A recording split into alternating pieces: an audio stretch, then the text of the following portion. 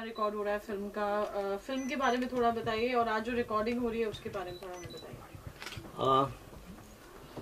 ये हमारा सौभाग्य है कि हम लोग पद्म भूषण अन्ना हजारे जी के ऊपर फिल्म बनाने जा रहे हैं। उससे बड़ी हर्ष की बात है कि अन्ना जी का आशीर्वाद हमारे साथ में, ये एक ऑफिशियल अन्ना जी पे हम बायोपिक बनाने जा रहे हैं। एक हमारा शेड्यूल कंप्लीट हो चुका है।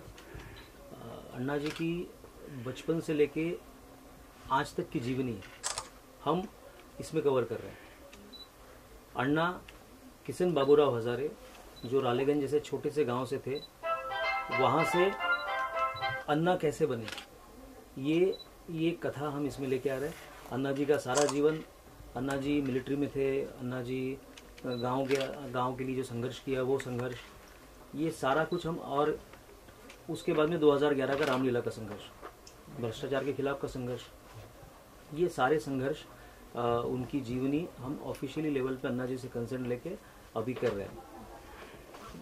अभी ये जो दूसरा गाना कर रहे हैं, ये जिस वक्त अन्ना जी मिलिट्री में थे, बर्फीली वादियों में बहुत ठंड के इलाके में उन्हें 18-18 घंटे या 20-20 घंटे ठंड में काम करना पड़ता था। उस वक्त भारतीय सेना को आज के जैसे इक्विप्ड ड्रेसेस नहीं हुआ करती थी, तो ठंड के मारे उनका बड़ा बुरा हाल हुआ करता था। उस समय एक बहुत अच्छी खबर मिलती है और एक जश्न वाला गाना है। उस गाने को और 4 चांद लगा दिए पद्मश्री रविंद्र जैन जी ने। तो ये दूसरा गाना हम अभी कर रहे हैं और हमारा सौभाग्य है कि हमारी इस फिल्म में पद्मश्री पद्म भूषण जैसे महान लोग इस फिल्म से जुड़ रहे हैं। दादा आपसे जानना चाहेंगे, दूसरा गाना, पिछला गाना हमें याद है जब उदित जी का था, जो अलग फ्लेवर का था, आज मीका के साथ रिकॉर्ड हो रहा है गाना, तो थोड़ा हमें बताइए इसके बारे में। और साथ में आपके भाई प्रोड्यूसर भी हैं, दोनों साथ में पहली बार नजर आ रहे हैं, तो क्या कहना चाहेंगे? दादा आपसे सवाल। दादा आपसे पूछ रहे हैं। आपसे पूछ रहे हैं। जी आप अपने एक तो ब्रदर के साथ, भाई के साथ आप पहली बार काम साथ में अब आप कर रहे हैं एज प्रोड्यूसर और म्यूजिक डायरेक्टर, और दूसरा जो मीका के साथ जो गाना कर रहे हैं उदित नारायण के साथ, तो अलग फ्लेवर का गाना हमने देखा पहले जो आपने जो रिकॉर्ड। अभी जो मीका जी का गाना हम कर रहे हैं, इसका फ्लेवर अलग है। जो पहला गाना हमने किया था, बिल्कुल, हाँ, उस फ्लेवर से एक अलग फ्लेवर का गाना हम लोग कर रहे हैं, तो उसके बारे में जानना चाह रहे हैं। ये अन्ना जी मिलिट्री में जॉब करते थे और ये मिलिट्री का ही एक जश्न का गाना है, जहाँ उनकी जीत हुई है सैनिकों की, और डांसिंग मूड है गाने के अंदर। बीट आज का ही रखा है हमने ताकि हमारे नए बच्चे भी इंजॉय कर सकें, और मेरी जो एक इमेज लोगों में है उसे थोड़ा बाहर निकाल रहा हूँ। और शशांक ने और मणि ने बार बार ये कहा कि आज का गाना लगना चाहिए, तो मैंने इनके आदेश का पालन किया। मतलब गाना रिकॉर्ड होने से पहले आपसे एक सुनना चाहेंगे, गाने के दो बोल सुनना चाहेंगे। ये गाने के, हाँ, रिकॉर्ड सुनेंगे कि मैं नहीं, जो आपसे सुनेंगे।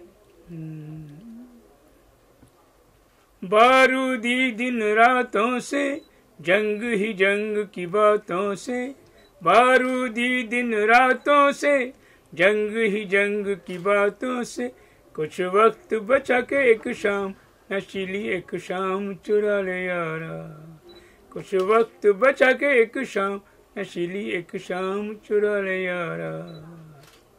ये मतलब है। थैंक यू दादा। मनिंदर जी आपसे जानना चाहेंगे, जैसे अभी बताया शशांक जी ने, आपका क्या कहना है और आज जो गाना रिकॉर्ड हो रहे हैं उसके बारे में भी जानना चाहेंगे। देखिए, अन्ना जी के ऊपर जब बात हुई कि हम लोग फिल्म बनाएं, तो मेरा हमेशा से मानना है कि ऐसे लोगों पर फिल्म बने जिनकी हर कार्य में कुछ ना कुछ प्रेरणा छिपी रहती है। जैसे मैंने इसकी स्क्रिप्ट पढ़ी और मैंने अन्ना जी से मिलके जाना कि 9 साल की उम्र में ही उनको उनकी माँ ने सिखा दिया था कि सच्चाई क्या होती है, अगर तुम सच बोलोगे तो तुमको छिपना नहीं पड़ेगा। तो हर स्टेज पे, कोई सी भी स्टेज रही हो, उसमें एक संदेश अपने देश वालों के लिए है। उस संदेश ने मुझको बहुत प्रभावित किया। दूसरा, अन्ना जी का मन था कि कोई ऐसे लोग बनाएं जिन्होंने पैसा भी ईमानदारी से कमाया हो, जिनका चरित्र भी अच्छा हो। तो क्योंकि मैं अपने समाज के लिए बहुत ज़्यादा कार्य करता हूँ पूरे देश में, तो अन्ना जी को लगा कि मैं राइट पर्सन हूँ इस फिल्म को बनाने के लिए। इन सब ने मुझको प्रेरणा दी, और जो अन्ना फिल्म बन के आएगी वो आप लोगों को देख के बहुत ही खुशी होगी। जिस तरह का काम चल रहा है, पहला शेड्यूल हम लोगों ने पूरा कर लिया है अभी, और पहले शेड्यूल में भी करीब 22 मिनट की फिल्म हमारी तैयार हो गई है, और उम्मीद है हम 30 नवंबर तक इस फिल्म को पूरा करेंगे। और ये खाली एज ए प्रोड्यूसर नहीं, आप सभी लोगों को देख करके लगेगा कि अगर हमने अन्ना जी को नहीं देखा तो कुछ भी नहीं देखा हम लोग। रविंद्र जी के साथ काम करना इतने समय से हैं, आप पहली फिल्म में बना रहे हैं, तो क्या कहना चाहेंगे? दादा मेरे बड़े भाई हैं, वो हमेशा मुझको ऐसी शिक्षा देते हैं जिससे कि मेरे अंदर भी जो छिपे हुए गुण हैं वो बाहर आए। और इससे पहले मैंने सीरियल बनाए थे, ज्ञान कथाएं जो दूरदर्शन वगैरह पे चले थे, उसमें दादा ने संगीत दिया था और वो बहुत लोगों को पसंद आए थे। तो दादा के साथ मेरा ये दूसरा मौका है। मैंने उसी समय प्रण किया था कि दादा कोई भी राइट मौका मिलेगा तो मैं एक फिल्म बनाऊंगा, और उस फिल्म भी ऐसे व्यक्तित्व पे बनाऊंगा जिसमें कि आपका संगीत फिट हो सके। वो मुझको चांस मिला और हम दोनों साथ में हैं। और बड़ी का कहना है कि 20 फिल्म बनाना चाहता है, 20 फिल्में। जी जी जी। तो मैंने कहा कि 20 लास्ट वाली पहले बना ले। जी। तो कब तक ये रिलीज करने का प्लान है आपका? इसका जनवरी में हम लोगों का प्लान है पूरा। सब कुछ ठीक रहता है ना तो जनवरी में हम लोग इसको। अभी और भी गाने इसमें हम लोगों ने 4 गाने प्लान किए हैं। 2 गाने, जो दूसरा गाना है, अगर आप गाना सुनेंगे जब मीका आ जाएंगी तो गाना सुनेंगे, आपको मजा आएगा। आपको लगेगा नहीं कि रविंद्र जैन जी का संगीत है ये, मतलब उन्होंने जैसा कहा कि उन्होंने बाहर निकलने की कोशिश की है, रविंद्र जैन के अंदर से बाहर निकले हैं, वैसा गाना बनाया। इसके बाद एक गाना हम लोग ऐसा बनाना चाहते हैं जो यूथ, हमारी देश की जो यूथ है, आप जैसे लोग जो हैं, जो मुझे आप सभी लोग यंग दिखाई दे रहे हैं, उसी तरह के लोग उस गाने को सुन करके देश के अंदर जो भ्रष्टाचार की समस्या है या बाकी समस्याएं, जो आप सबके अंदर एक आग होती है कि कैसे समस्याओं को दूर करें, वो समस्या को हम दूर करने का गाना बनाएंगे उस तरह का। और एक गाना और ऐसा हम लोग सोच रहे हैं कि ऐसा देशभक्ति का गाना बने जो कि 15 अगस्त और 26 जनवरी पर आप सभी लोग बजाएंगे तो सभी लोगों को खुशी होगी। दादा, कितना आसान था आपके लिए मीका के साथ? आप जैसे कह रहे हैं कि आपकी लीग से हटकर ये गाना बन रहा है मीका के साथ, तो कितना आसान था या कितना कंफर्टेबल थे आप? क्या बताएं? आपसे पूछ रहे हैं कि मीका के साथ, ये नेक्स्ट जनरेशन के साथ जो काम कर रहे हैं आप, कितना आसान हो रहा है आपको जेल हो जाना उसके उनके साथ में जुड़ा? मीका के साथ मिलके गाना। आज की हमारी जनरेशन तो बहुत अप टू डेट है, हमसे ज़्यादा नॉलेजेबल हैं। They are much ahead of us, हमसे आगे हैं। तो हमेशा मेरी कोशिश रहती है कि हर जो भी बच्चे हैं कि नौजवान हैं कि बड़े, उनसे कुछ ना कुछ प्रेरणा लूँ और उनकी ज़बान में उनसे बात करूँ।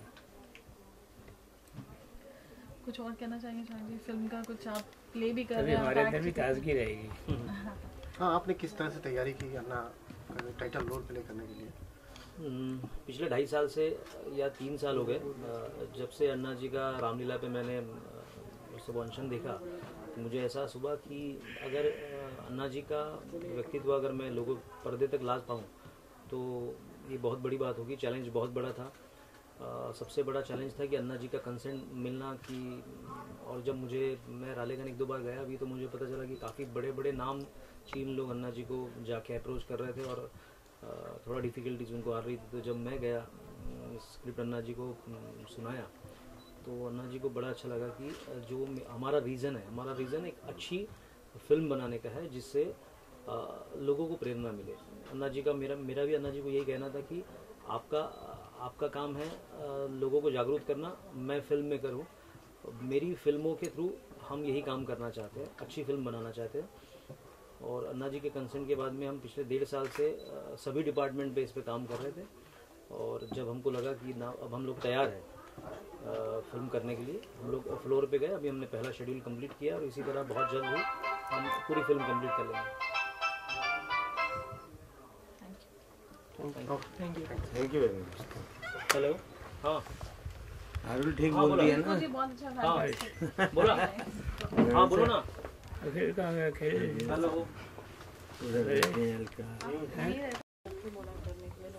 अरे वाह, it's official biopic sir, Anna ji will be with us. Anna ji ने हमसे प्रॉमिस किया है मीका कि हम लोग जो भी प्रेस कॉन्फ्रेंस करेंगे ना पिक्चर बनने के बाद तो वो आएंगे। चाहे वो कपिल शो में भी कह रहे थे, बोले मैं जाता नहीं हूँ पर तुम्हारे लिए मैं चला जाऊँगा, जरूरत पड़े। शुरू करें। Anna is a legendary film, legendary subject, आप खुद लेजेंडरी लीग में आ गए हैं, लेजेंडरी लोग साथ में जुड़े हैं, लेजेंडरी लोग साथ में जुड़े हैं, तो क्या कहना चाहेंगे आज सिंगिंग फॉर आप entertaining songs, of course this is also entertaining, but क्या कहना चाहेंगे?